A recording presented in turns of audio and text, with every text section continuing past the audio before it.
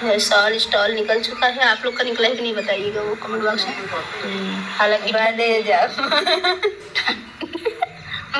ये गद्दारी है।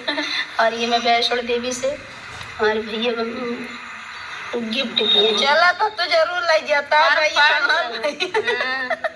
तार भाई तुम्हारा भैया नहीं बहन, ये मेरा गिफ्ट आया है तो मैं क्यों किसी को दूं। न दे हम छोड़ गीत गाने जा रहे हैं। आप लोग पहले गीत सुनिए, बाद एक बाद में ये साल अगर हमारे ऊपर फिर न दिखे तो समझ लेना मेरे साल के साथ छेड़खानी हो चुकी है, ये समझ लेना। दोबारा हमरा लगे मिले ये साल मेरी है। और अगर ये कहीं अगर चला जाता है तो आप लोग कमेंट में बताइएगा और मांग लीजिएगा। इतना कमेंट करिएगा कि फिर मेरे पास आ जाए। चलिए, क्योंकि ये मेरे भाई का निशानी है।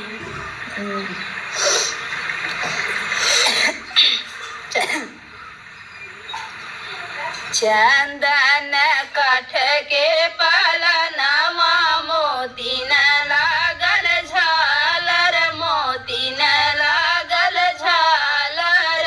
ओ सखिया खेलियो में ललना हमार, बहुत नीक लागई, बहुत नीक लागई हो। सखिया खेलियो में ललना हमार, बहुत नीक लागई, बहुत नीक लागई हो। शोभवा बैठी हमारी सासू त गोतिनी बोलावई, त गोतिनी बोलावई हो।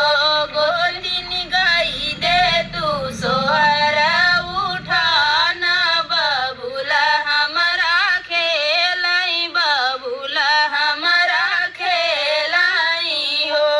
गोतिनी गई दे तू सोहर उठान, बबुला हमरा खेलाई, बबुला हमरा खेलाई हो।